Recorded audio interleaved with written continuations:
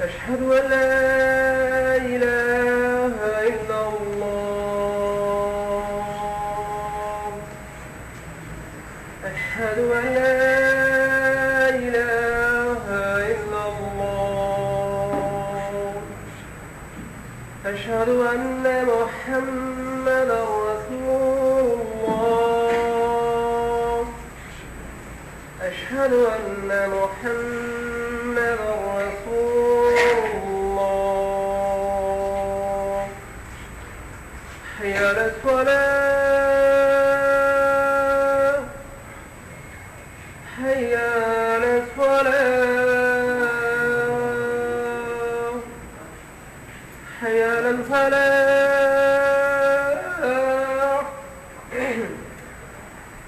حي على الفلاح.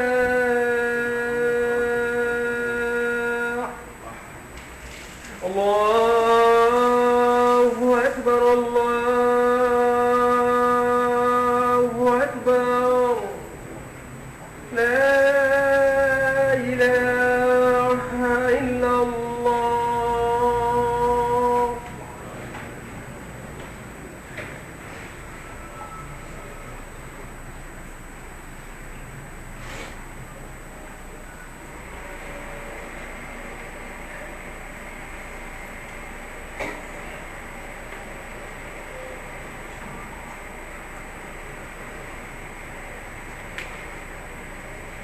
إن الحمد لله نحمده ونستعينه ونستغفره ونعوذ بالله من شرور أنفسنا ومن سيئات أعمالنا. من يهد الله فلا مضل له ومن يضلله فلا هادي له. وأشهد أن لا إله إلا الله وحده لا شريك له.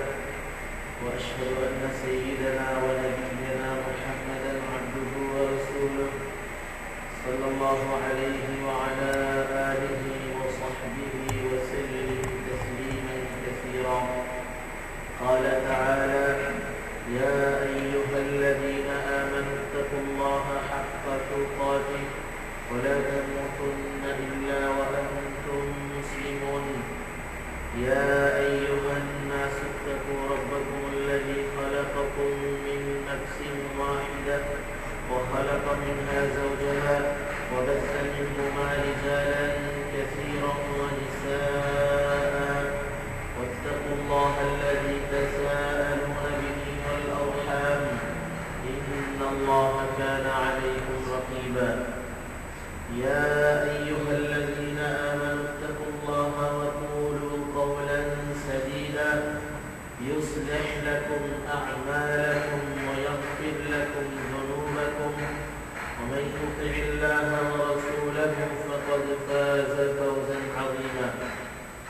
أما بعد فإن خير الكلام كلام الله وخير الهدي هدي محمد صلى الله عليه وسلم وشر الأمور محدثاتها وكل محدثة بدعة وكل بدعة ضلالة وكل ضلالة في النار.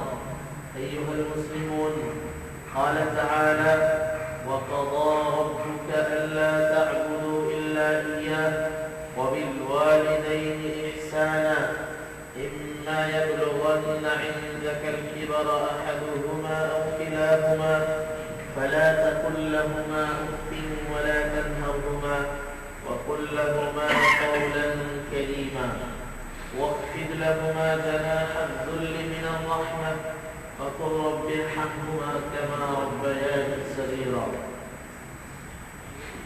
সম্মানিত উপস্থিত মুসল্লিয়ান কিরাম, মহান আল্লাহ পাকের মেহেরবানি যে আল্লাহ পাক আমাদেরকে পবিত্র জুমার সালাত আদায় করার উদ্দেশ্যে মসজিদে আসার তৌফিক দান করেছেন।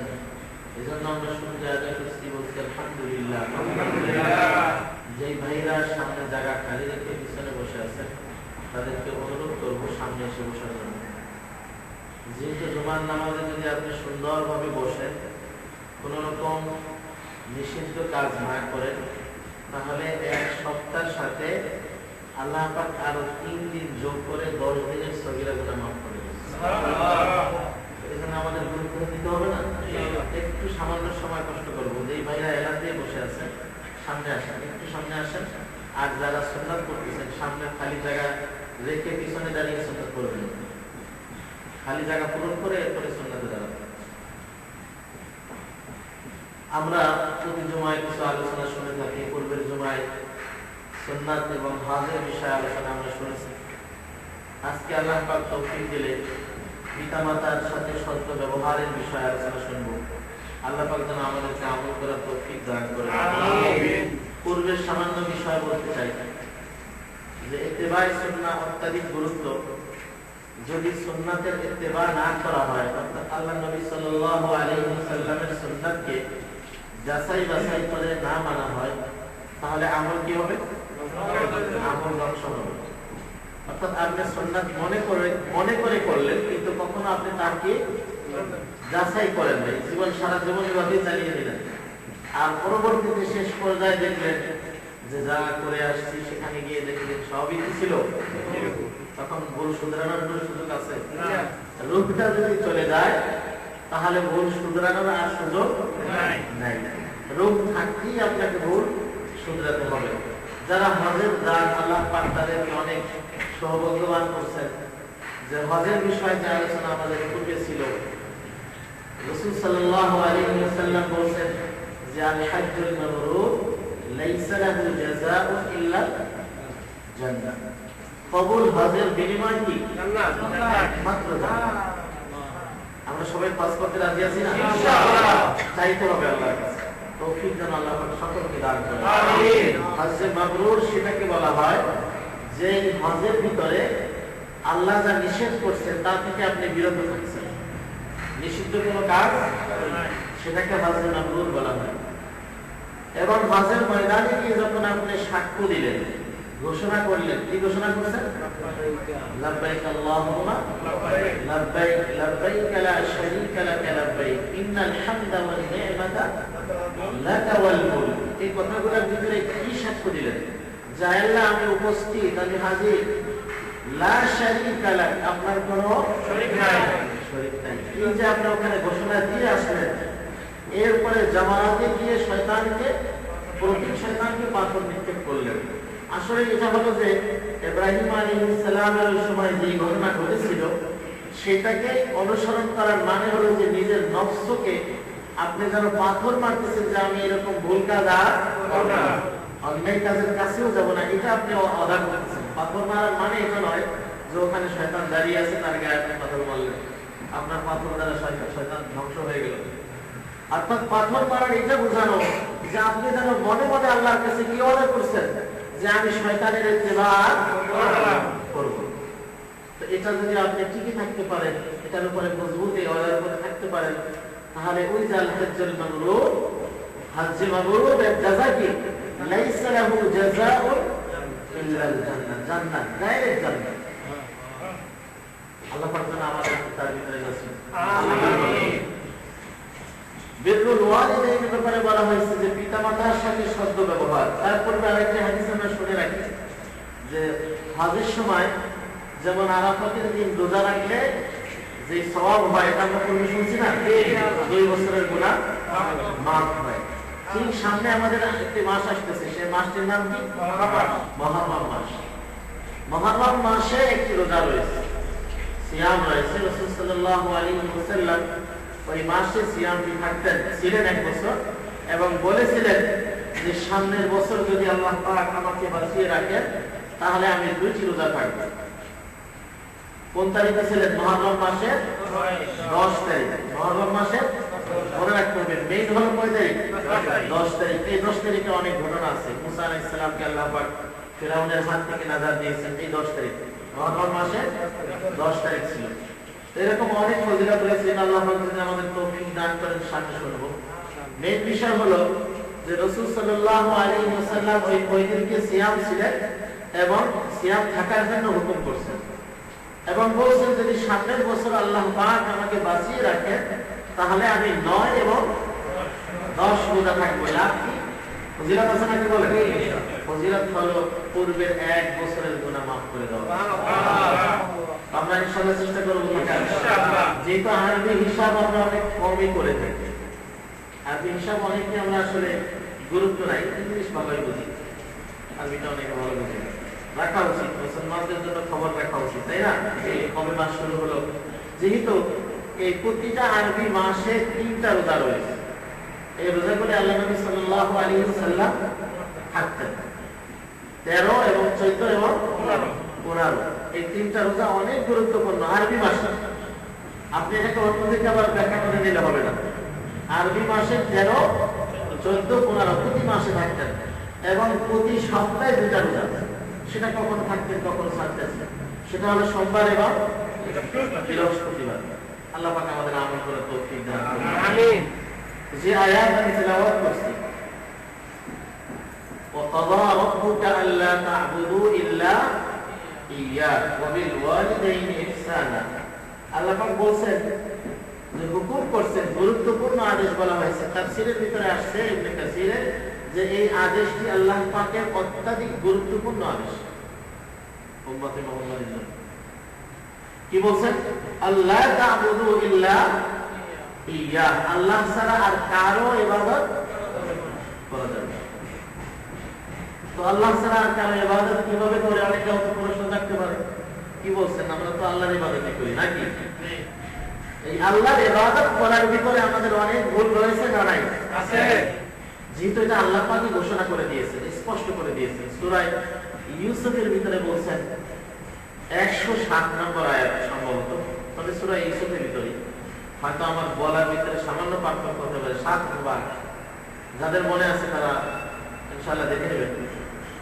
এই আয়াতে বলছেন যে ওয়া ইউমিনু আকতারুহুম বিল্লাহ, অধিকাংশ লোক ঈমান আনা সত্ত্বেও ইল্লা ওয়া হুম মুশরিকুন, ঈমান আনা সত্ত্বেও মুশরিক। ঈমান আছে তারপরেও কি মুশরিক? কিভাবে মুশরিক হয় বুঝতে হবে না? যে সে আল্লাহর সাথে অন্য কিছু কি করে সমকক্ষ করে, তাহলে সে মুশরিক হলো না? শিরক হলো। বিভিন্ন ভাব রয়েছে, প্রকার বহু প্রকার রয়েছে যেটা আমাদের করা দরকার। যেমন আল্লাহ রাসূল সাল্লাল্লাহু আলাইহি ওয়াসাল্লাম বলেন যে সবচেয়ে বড় গুনাহ কোনটা? আকবারুল কাবাইর আল ইশরাকু বিল্লাহ। আকবারুল কাবাইর আল ইশরাকু বিল্লাহ, সবচেয়ে বড় গুনাহ হলো শিরক করা, আল্লাহর সাথে শিরক করা। যেমন আল্লাহ পাক বলেন ইন্নাশ শিরকা লা যুলমুন আযীম, শিরক হলো মহা পাপ। শিরক কেমন জিনিস? আমলকে ধ্বংস করে দেয়। যেমন আপনি 1 মণ দুধ, যে দুধটা হলো ভালো জিনিস, উত্তম খাদ্য, তার ভিতরে 1 ফুট না পানি ঢেলে দিলেন, দুধটা ভালো থাকবে? সম্পূর্ণ দুধটা নষ্ট হয়ে যাবে। ঠিক আপনার সারা জীবনের আমলের ভিতরে একটি শিরকে আপনার আমলকে ধ্বংস করার জন্য। এটা অনেকে বুঝতে চাই না, বিভিন্ন উদাহরণ দিই। আল্লাহ পাক কোরআনে বলেন সূরা, অর্থাৎ মুহাম্মদ সাল্লাল্লাহু আলাইহি ওয়াসাল্লামকে উদ্দেশ্য করে বলেন লা ইন আশরাকতা লা ইয়াহতাফান্না আমালু, আপনিও যদি শিরক করেন তাহলে আপনার আমলকে কি করে দেওয়া হবে? ধ্বংস করে দেওয়া হবে। ওয়ালা তাকুনান্না মিনাল খাসিরিন, আর আপনার আমলকে ধ্বংস করে দেওয়ার পরে কি হবে? ক্ষতিগ্রস্তদের অন্তর্ভুক্ত হবে। শিরক এত বড় অন্যায়। নবীদের বিষয় বলছেন ওয়ালাউ আশরাকু লাহাবিতা আনহুম মা কানু ইয়ামালুন, তারাও যদি শিরক করত তাদের সকল আমলকে ধ্বংস করে দেওয়া হবে। যাদের সামনে জায়গা আছে মেহেরবানি করে একটু খালি জায়গাগুলি পূরণ করেন, পিছনে যে বাইরে আসতে সুবিধা হবে, যেমন ভিড় হবে না। জুমা এরকমই হয়, সামনে সমস্যা। জাযাকুমুল্লাহ খাইর। তাহলে এই শিরক থেকে আমাদের কি করতে হবে? বেঁচে থাকতে হবে না? এটা আল্লাহ পাকের প্রথম হুকুম। আল্লাহ পাক বলছেন যে যত নবী আল্লাহ পাক পৃথিবীতে পাঠাইছেন, এভাবে বলছেন ওয়ালাকাদ বাআসনা ফি কুল্লি উম্মাতির রাসূলা, সকল উম্মতের কাছে রাসূল প্রেরণ করেছেন। কাজ কি ছিল? মানে আবুদুল্লাহ, কার ইবাদত করবে? এক আল্লাহর ইবাদত করবে। ওয়াজিতানিবুত তাগুত, তাগুতকে বর্জন করবে। অনেকেই তাগুত বুঝতে চায় না। আমল ভালো করে সহি আকীদা মানে সব ঠিক আছে, কিন্তু আসলে তাগুতটা কি এটা বুঝতে চায় না। মনে রাখবেন, যদি আপনি বুঝতে না চান আপনার ক্ষতিকার, আপনার ক্ষতি। তাগুতের প্রথম বিষয় হলো শয়তানের অনুসরণ করা যাবে না। দ্বিতীয় বিষয় হলো মানব রচিত বিধান মানা যাবে। মানব রচিত বিধানের অনেক প্রকার থাকতে পারে, অনেক বিষয় রয়েছে, কিন্তু যেই বিষয়গুলির পরে স্পষ্ট ঈমানের উপরে আঘাত করে, যেমন আপনি বললেন যে আমাদের দেশে আমরা গণতন্ত্র প্রতিষ্ঠার চেষ্টা করছি। এই গণতন্ত্র মেইন বিষয় হলো যে সকল ক্ষমতার উৎসকে বলেন, সকল ক্ষমতার উৎসকে আল্লাহ। আর গণতন্ত্রের প্রথম শব্দ হলো সকল ক্ষমতার উৎস জনগণ। তো এইটা প্রতিষ্ঠার জন্য যেই আন্দোলনে শরীক হবেন তার ঈমান থাকবে। আপনি নিজে বুঝেন, আপনাকে এটা আমি বলি না যে আমাদের দেশে যেমন কথার কথা বললাম যে সৌদি আরবে গাড়ি চালাবার সিস্টেম হলো ডাইন দেখতে, আমাদের দেশে সুন্নাত পরিপন্থী। আমি বলি যে এইটা যদি আপনি এখন না মাইনে ডাইন দিকে চালান তাহলে আপনার ঈমান থাকবে না, এরকম বলছি। ডাইন দিকে চালাইলে আমার কাছে আপনি অ্যাক্সিডেন্ট করবেন, কারণ রাষ্ট্রীয় আইন এটা, তাই না? এটা হয়তো আপনার ঈমান যাবে না, সুন্নাতের পরিপন্থী হলো। কিন্তু গণতন্ত্র প্রতিষ্ঠার জন্য যদি আপনি আন্দোলন করেন যে হ্যাঁ যে কোনো ভাবে হোক গণতন্ত্র প্রতিষ্ঠা করতেই হবে, তাহলে গণতন্ত্রের প্রথম শব্দ হলো সকল ক্ষমতার উৎসকে আল্লাহ না, গণতন্ত্রের কথা হলো সকল ক্ষমতার উৎস জনগণ।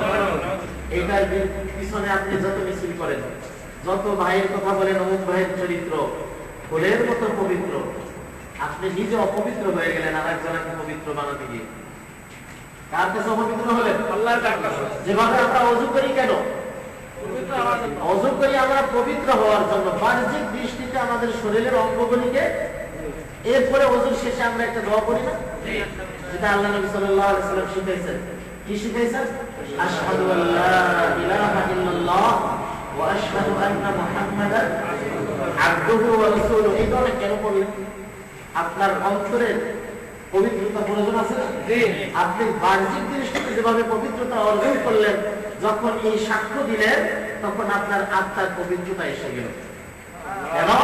আপনি বলছেন যে আমি সাক্ষ্য দিচ্ছি আল্লাহ ছাড়া আর কোনো ইলাহ নাই, ওয়া আশহাদু আন্না মুহাম্মাদান আবদুহু ওয়া রাসূলুহু, এবং আরো সাক্ষ্য দিচ্ছি মুহাম্মদ সাল্লাল্লাহু আলাইহি ওয়াসাল্লাম আল্লাহর রাসূল। এখন কি আপনি কোনো বাতিলকে সাপোর্ট করতে পারবেন? বলতে পারবেন যে অমুক ভাইয়ের চরিত্র, সেই ভাই ক্ষমতায় গিয়ে যদি কোরআনের আইন বাস্তবায়ন না করেন, যতগুলি খারাপ কাজ করবেন, কোন খারাপি যা করবেন, যত ইসলাম বিরোধী আইন তিনি পাশ করবেন, এক ভাগ সওয়াব আপনার খাতায় জমা হবে। কেন জমা হবে? যেহেতু আল্লাহ বলছেন সূরা বনী ইসরাঈলের মান ইয়াশফা শাফাআতান হাসানা ইয়াকুল লাহু নাসীবুম মিনহা। যদি কোনো ব্যক্তি কোনো ব্যক্তিকে ভালোর দিকে আহ্বান করে আনে, তাহলে ওই যেই ব্যক্তিকে আপনি ভালোর দিকে আহ্বান করলেন, বললেন যে আসুন সালাতে আসুন, সালাত ছাড়া যাবে না, ওই ব্যক্তি সালাত আদায় করলো, এই আদায় করার কারণে আপনি যে ডাকছেন তাকে, এই কারণে আপনি একটি ভাগ সওয়াব পাবেন। আর একজনকে বললেন আরে মসজিদে হুজুর এরকম বলে চলো মদের আড্ডায় নিয়ে গেলেন, ওই ব্যক্তি যত অন্যায় করবে তার এক ভাগ আপনি পাবেন। আপনি এভাবেই আজ তাগুতের কথা বলতে গেলে, এখানে তো আলহামদুলিল্লাহ বলা যাচ্ছে, এমন এমন জায়গা আছে যেখানে বললে নামাজের পরেই অ্যারেস্ট হয়ে যায়, জুমার পরেই দেখবে না হুজুর অ্যারেস্ট। কেন? সরকারের বিরুদ্ধে বলছে। মেন সরকারকে আল্লাহ। আপনি যখন সাক্ষী দিলেন, ওযু করার সময় বললেন, ওযু করার শেষে যে আমি সাক্ষ্য দিলাম আল্লাহ ছাড়া আর কোনো ইলাহ নেই। আপনি পবিত্র হজে গেলেন, সেখানেও সাক্ষী দিলেন যে আল্লাহ তোমার সাথে কোনো শরীক নাই। আবার আপনি এসে বলছেন এটা না করলে তো চলা সম্ভব নয়। কয়দিন বাঁচবেন দুনিয়া? মরতে হবে না? অবশ্যই মরতে হবে। তখন আপনার এই সব কথাগুলি যদি আল্লাহর দরবারে মিথ্যা হয়, তাহলে আর বাঁচার কোনো জায়গা আছে? বাঁচার কোনো জায়গা নেই। আপনার কাছে সত্য আহ্বান পৌঁছে গেল যে তাগুতকে আপনার ছাড়তে হবে। তাগুত হলো যারা মানব রচিত বিধান বানিয়ে মানুষকে সেই বিধানকে বাধ্য করে যে তুমি এটা মানবা। এই বিধান তোমার আল্লাহর হুকুম হলো ফাওয়াহিশ কাজ দেখলে খারাপ কাজ দেখলে কি করবে? আর রাষ্ট্রের আইন হলো কিছু বলতে পারবেন, কোনটা মানবেন? আল্লাহর আইন হলো মহিলারা কি করবে? পর্দা করবে। রাষ্ট্রের আইন হলো পর্দা করতে বাধ্য করা যাবে না। কোনটা মানবেন? মনে রাখবেন, দুনিয়ার সাময়িক সময়ের জন্য। হায়াত আজকে যতই আপনার শরীর ভালো থাকুক, যতই নিশ্চিন্তায় থাকেন যে আমি তো অনেক ভালো আছি, সুস্থ আছি, যে কোনো মুহূর্তে আপনার এই সুস্থতা থেকে অসুস্থতা হয়ে যেতে পারেন, পারেন না? এক ভাই আমাদের দোয়া চাইছে, আল্লাহ তাকে গ্রহণ করুক, মানান করুক। রাস্তায় হাঁটতেছিল, সে কিছু সময় পূর্বে বলছে, যখন হাঁটতেছিল তার পূর্বে, যে আমার এখানে একটু ব্যথা করতেছে, মনে হয় গ্যাসের ব্যথা। কিছু সময় পরে রাস্তার উপরেই বেহুশ হয়ে পড়ে গেছে। আজ 3-4 দিন পরে আসছে, তার হুঁশ আসছে, হার্ট অ্যাটাক করছে। এটা কি আল্লাহ পাক যে কোনো লোক দিতে পারেন না? আল্লাহ পাক কোরআনে বলেছেন, কুল আরাআইতুম, বলুন আপনি, তোমরা কি দেখেছো, ইন আখাযাল্লাহু সামআকুম, আল্লাহ পাক অনেকের শ্রবণ শক্তি নিয়ে নেন। এক সময় ভালো শুনতো, এখন হঠাৎ শুনে না। ইন আখাযাল্লাহু সামআকুম ওয়া আবসারাকুম, অনেকের দৃষ্টি শক্তি নিয়ে নেন। ওয়া খাতামা আলা কুলুবিকুম, এবং অন্তরের উপরে কি করে দেন? মোহর মেরে দেওয়ার অর্থ হলো, তাফসীরকাররা বলেছেন যে হার্ট অ্যাটাক করা, হঠাৎ তার হার্ট কাজ করতেছে। আল্লাহ পাক বলেন, মান ইলাহুন গায়রুল্লাহ ইয়াতিকুম বিক, আল্লাহ ছাড়া আর কোন ইলাহ আছে যিনি এটাকে আবার ফিরিয়ে দেন? তাহলে সেই আল্লাহকে যখন আপনি বারবার সাক্ষ্য দিচ্ছেন, আপনার অন্তর থেকেও তাকে সাক্ষ্য দিতে হবে, শুধু মুখে বললে হবে না। যেটা আল্লাহ বলছেন, ইয়াকুলুনা বিআফওয়াহিহিম, তারা মুখে বলে, মা লাইসা ফি কুলুবিহিম, অন্তরে সেটা নাই। যদি অন্তরে সেটা আপনার থাকে, তাহলে আপনি যতগুলি নিষিদ্ধ কাজ আছে, যথাসাধ্য আপনার সেটাকে আপনি কি করবেন?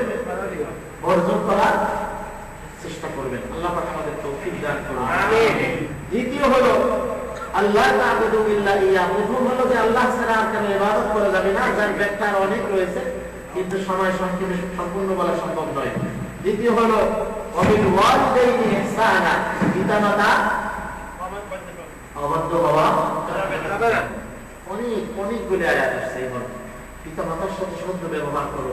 এমনকি রাসূল সাল্লাল্লাহু আলাইহি ওয়াসাল্লাম বলেছেন যে একদিন তিনি মিম্বারে উঠছেন, তখন জিবরিল আমিন আলাইহিস সালাম এসে 3টি বিষয় বলছেন, আর রাসূল সাল্লাল্লাহু আলাইহি ওয়াসাল্লাম আমিন বলেছেন। সেই 3টি বিষয় একটি ছিল যে যারা আপনার নাম শোনার পরে সাল্লাল্লাহু আলাইহি ওয়াসাল্লাম বলল না, তারা ধ্বংস হবে। আপনি বলুন আমিন। রাসূল সাল্লাল্লাহু আলাইহি ওয়াসাল্লাম তখন কি বলেছিলেন? আপনারা যখন শুনবেন যে কেউ নবীর নাম নিতেছেন, তখন কি বলবেন? সাল্লাল্লাহু আলাইহি ওয়াসাল্লাম। এটা আপনার দায়িত্ব, ঈমান দায়িত্ব। দ্বিতীয় হলো যে যারা বিরুদ্ধ পিতামাতাকে পেল, কিন্তু তাদের কাছ থেকে তাদেরকে সন্তুষ্ট করে জান্নাত নিতে পারলো না, তারাও ধ্বংস। জিবরিল আমিন বলছেন, কে বলছেন? আমিন বলছেন কে? শ্রেষ্ঠ নবী। এটা কি আর বাদ যাবে? তাহলে আমরা এখানে যারা উপস্থিত আছি, অনুরোধ করব, আজ থেকে পিতামাতার অবহেলা হওয়া যাবে না। এই ব্যথাটা বুঝবে যাদের পিতামাতা নাই, তারা আজকে আফসোস করবে যে যদি আজ বেঁচে থাকতো তাহলে মাপ চাতাম। এরকম অনেকে বলবে না? আপনি নেয়ামত মনে করেন যে আপনার পিতামাতা এখনো আছে, আপনি তাদের সাথে এখনো সত্য ব্যবহার করেন। যেহেতু জিবরিল আমিন বলছেন যে পিতামাতাকে জীবিত পেলেও বৃদ্ধ অবস্থায় তাদের সাথে উত্তম ব্যবহার করে জান্নাত পেতে পারবো না, সে কি হোক? ধ্বংস হোক। আমিন বলছেন কে? রাসূলুল্লাহ সাল্লাল্লাহু আলাইহি ওয়াসাল্লাম। তাহলে আমাদের পিতামাতার সাথে উত্তম ব্যবহার করতে হবে না? আবার আমরা বলেও দিয়েছি, যদি আপনাকে শিরক করতে বলে সেটা করা যাবে না। যেমন একটি দুনিয়াবী ঘটনা বলি, যে বিবাহের অনুষ্ঠানে মেয়েকে সাজানো হয়েছে, এখন মা বলছে যে তুমি যদি এখন সালাত আদায় করো, তাহলে তোমার এই কাপড়ের ভাঁজগুলি ভেঙে যাবে, এই জন্য তুমি পরে পরে নিও। তখন মেয়ে বলছে যে না, আপনার এই হুকুম মানা যাবে না, যেহেতু সালাত কার হুকুম, আর ওই মেয়ে সালাত আদায় করতে গিয়ে এরপরে আসছে না, কিছু সময় পরে গিয়ে দেখছে সিজদা অবস্থায় তিনি দুনিয়া থেকে। সে কি জানতো যে আমার এই সময় মৃত্যু হবে? সালাত ছেড়ে দিলে ইনকার পেত না। কাজে কাজে আমরা যারা উপস্থিত আছি, ওয়াদা করি আল্লাহর সাথে যে সালাত কোন অবস্থাতেই সালাত যাবে না। পিতামাতার অবস্থা হওয়া যাবে না, তাদের খেদমত করতে হবে। যেহেতু আমি আইয়ুল আমালি আফদল, রাসূল সাল্লাল্লাহু আলাইহি ওয়াসাল্লাম কাছে বলছেন যে উত্তম আমল কোনটা। রাসূল সাল্লাল্লাহু আলাইহি ওয়াসাল্লাম বলছেন as-salatu ala waqtiha, সময় মতো সালাত আদায় করা এটা আল্লাহর কাছে অনেক প্রিয়। এরপরে বলছেন কুলতু সুম্মা আইয়ু, এরপরে কি বলছেন বিরুল ওয়ালিদাইন, পিতামাতার সন্তুষ্ট অর্জন করা, পিতামাতার সাথে সৎ ব্যবহার করা, উত্তম ব্যবহার করা। কুলতু সুম্মা আইয়ু, এরপরে বলছি তারপরে কোনটা উত্তম, বলছেন আল জিহাদু ফি সাবিলিল্লাহ, আল্লাহর রাস্তায় জিহাদ করা। এমন একটা হাদিস স্পষ্ট রয়েছে عن ابي هريره رضي الله عنه قال قال رسول الله صلى الله عليه وسلم من مات ولم يغزو ولم يحدث به نفسه مات على شعبة من النفاق, যেই ব্যক্তি মৃত্যুবরণ করলো কিন্তু জিহাদ তো করেই নাই, আর জিহাদ করার কোনো সংকল্প মনে ছিল না, সে মুনাফিক অবস্থায় মারা গেল। এই অবস্থায় মারা গেল। আজকাল যারা জিহাদকে ব্যঙ্গ করেন তাদের অনুরোধ করবো, আল্লাহ কোরআন করুন। এই জিহাদের ময়দানে আল্লাহর নবী তার দাঁত মোবারককে শহীদ করছেন না করে বেহুশ হয়ে পড়ে গিয়েছিলেন, লোহা আংটা এখানে ঢুকে গিয়েছিল, আর সেটা উঠাবার সময় বেহুশ হয়ে গিয়েছিলেন। হুশ আসার পরে তিনি যেই জাতি এই অত্যাচার করছেন সেই জাতির জন্য দোয়া করছেন। কি দোয়া করছেন? আল্লাহুম্মা ইগফির লাহুম ফাইন্নাহুম লা ইয়ালামুন, আল্লাহ তাদেরকে ক্ষমা করে দাও, তারা বুঝে নাই। এমন এমন দয়া ছিল সেই নবী এই উম্মতের জন্য। আর এই আখিরি জামানার উম্মতের কথা বলছেন যে ওরা আমার ভাই। ভাই কারা? যারা কোরআন এবং সুন্নাহকে মহব্বতের সাথে মেনে নেবে। ব্যঙ্গ করবে তারা ভাই হতে পারবে না। সুন্নাত নিয়ে ব্যঙ্গ করলে ঈমান থাকে না। আপনি জানেন না বিষয়টি আলাদা, কিন্তু আপনি বলছেন নফল আযান কেন করলো, এজন্য আপনি ব্যঙ্গ করলেন, মনে হলো যে সে ইসলাম থেকে খারিজ হয়ে গেছে। আবার 2 বছর পরে বললেন যে না এটাও আছে। আপনার উচিত তওবা করা আল্লাহর কাছে, এবং যাদেরকে মানা করছেন তাদের কাছে বলা যে আমি ভুল করেছিলাম। তা না হলে আল্লাহর কাছে আপনি কি জবাব দিবেন? সুন্নাত আপনি যেটা জানেন না কোরআন হাদিস সম্পর্কে, সেটা সম্পর্কে আপনার কি থাকতে হবে? আমি জানি না, কিন্তু আপনি জানেন না, তারপর অনেক বাড়াবাড়ি করছেন। একটু জানার চেষ্টা করেন নাই অন্যায়, দ্বিতীয় বাড়াবাড়ি করছেন না জেনে। আল্লাহ নবী সাল্লাল্লাহু আলাইহি ওয়াসাল্লামকে সালাত শিখিয়েছেন আল্লাহ পাক নিজে জিবরিল আমিনের মাধ্যমে, আর রাসূল উম্মতকে বলেছেন সাল্লাল্লাহু আলাইহি ওয়াসাল্লাম যে আমি যেভাবে সালাত আদায় করি তোমরাও সেভাবে করবে। আপনি বলবেন সকলটাই চলবে, সকলটা তো আল্লাহ নবী দেখেননি। আপনি যাচাই করেন, তাহলে আপনি সত্যটা পেয়ে যাবেন। আল্লাহ পাক আমাদেরকে সত্য বোঝা এবং আমল করার তৌফিক দান করুন। আমিন। ওয়া আকুলু কওলি হাযা ওয়া আস্তাগফিরুল্লাহ লি ওয়া লাকুম ওয়া লিসাইরিল মুসলিমিন মিন কুল্লি যামবিন ফাস্তাগফিরুহু ইন্নাহু হুয়াল গফুরুর রাহিম।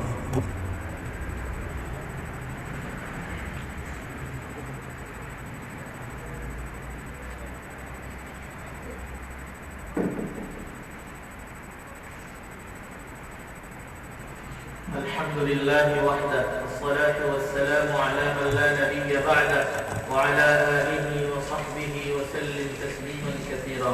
সম্মানিত মুসল্লিয়ান কিরাম, এই মসজিদের বিষয়ে সামান্য কিছু কথা বলবো।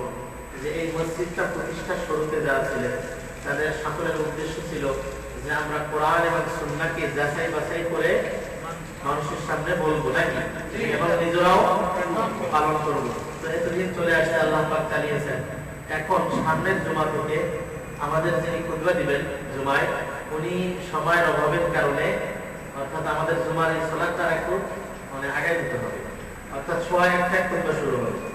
আপনারা যারা আসেন মহব্বতের সাথে এখানে সময় আসেন, খুতবা শোনার জন্য আসেন, তাদেরকে আল্লাহ জাযা দান করুন, এবং একটু আগে আসার চেষ্টা করবেন। সবাই রাজি আছেন তো ইনশাআল্লাহ? এবং মসজিদের বিরুদ্ধে অনেক রকম ষড়যন্ত্র যারা ভুল বুঝে আছে, আমি তাদেরকে বাতিল বলি না, তারাও আমাদের ভাই, ভুল বুঝে শত্রুতা করে। আসলে বর্তমান পৃথিবীতে মুসলমানদের যে অবস্থা, তাতে আমাদের এই শত্রুতা ভুলে গিয়ে কোরআন এবং সুন্নাহর ভিত্তিতে এক হওয়া উচিত, তাই না? কোরআন সুন্নাহ ছাড়া এক হওয়া সম্ভব নয়, কারণ ইসলামিক দল অনেক রয়েছে, সবাই বলছে যে আমি সত্য, আমার কাছে আসেন আমরা এক হয়ে যাব। আসলে এটা নয়। কোরআন এবং হাদিস যাচাই বাছাই করে যারা মানে, তাদের সাথে এক হওয়া সম্ভব।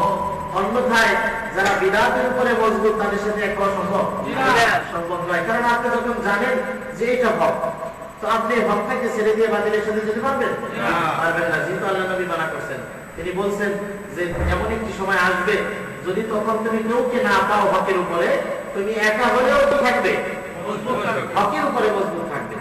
এবং হাদিসটার শেষ অংশে বলছেন আব্দু আলাইহা বিন নওয়াজিজ, তুমি সুন্নাতকে মারির দাঁত দিয়ে আঁকড়ে ধরবে।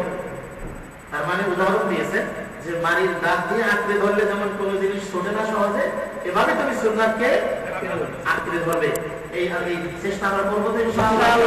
আর এক মুসল্লি ভাই প্রশ্ন করছেন আল্লাহ নিরাকার সম্পর্কে। আমি অনুরোধ করবো কোরআন এবং হাদিস যাচাই করুন। আল্লাহ নিরাকার শব্দ শুধু ভারতবর্ষের মানুষ জানে, আরবের মানুষ আল্লাহ নিরাকার জানে না, এবং কোরআন হাদিসে কোথাও নাই যে আল্লাহ নিরাকার। অনেক বিস্তারিত ব্যাখ্যা, কিন্তু এখন সময় কম। আল্লাহ আকার আকৃতি আছে, তবে কেমন আছে এই প্রশ্ন করা নিষেধ, যেহেতু আল্লাহর সাথে উদাহরণ চলে না। আপনি নিজে দেখেন সূরা ইখলাস করেন কি বলছেন, ওয়ালাম ইয়াকুল্লাহু কুফুওয়ান আহাদ, তার সমতুল্য সমকক্ষ কিছুই নাই। তাহলে আপনি তার সাথে কেন উদাহরণ দেবেন? তিনি যেভাবে বলছেন কোরআন এবং হাদিসে ওইটাই মানতে হবে। নিরাকার মানে কি কোনো আকার আকৃতি নাই। এবং যার ইমাম বলছেন নিরাকারে বিশ্বাসী যারা, তার একজন ইমাম আবু হানিফা রাহিমাহুল্লাহ বলছেন যে বলবে নিরাকার এবং সকল জায়গায় বিরাজমান এবং মুহাম্মদ সাল্লাল্লাহু আলাইহি ওয়াসাল্লাম নূরের তৈরি, ইমাম আবু হানিফা বলছেন সে কাফের। আমি কিন্তু আমার থেকে বলি নাই, আপনি চাইলে তার লেখনী আমি দেখাই দিতে পারবো। আর তিন ইমাম বলছেন যে এই বিশ্বাসে বিশ্বাসী ব্যক্তি মারা গেলে তার জানাজা এবং মুসলমানদের কবরস্থানে যেন দাফন না হয়। আমি অনুরোধ করবো যে ভাই প্রশ্ন করছেন, আপনার জানার প্রয়োজন যদি মনে করেন, তাহলে আপনি কোরআন এবং হাদিসে ভালো করে একটু যাচাই করেন। আল্লাহ পাক আপনাকে সঠিক বুঝদান করবেন। আমিন। قال تعالى إن الله وملائكته يصلون على النبي يا أيها الذين آمنوا صلوا عليه وسلموا تسليما. وقال صلى الله عليه وسلم من صلى عليه صلاة واحدا صلى الله عليه بها 10. اللهم صل على محمد وعلى آل محمد كما صليت على إبراهيم وعلى آل إبراهيم إنك حميد مجيد. اللهم بارك على محمد وعلى آل محمد كما باركت على إبراهيم وعلى آل إبراهيم إنك حميد مجيد. اللهم أعز الإسلام والمسلمين وأذل الشرك والمشركين ودمر أعداءك أعداء الدين. اللهم ارفع الظلم عن المسلمين. اللهم ألف بين قلوب المسلمين. اللهم انصر الإسلام والمجاهدين. اللهم انصرهم في بلاد الشام وفي كل مكان يا رب العالمين. اللهم انصرهم بقوتك يا قوي يا عزيز يا ذا الجلال والإكرام يا سميع الدعاء. اللهم اغفر لنا فإنك خير الغافرين، وارحمنا فإنك خير الراحمين، واحفظنا فإنك خير الحافظين، وارزقنا فإنك خير الرازقين. سبحان ربك رب العزة عما يصفون وسلام على المرسلين والحمد لله رب العالمين.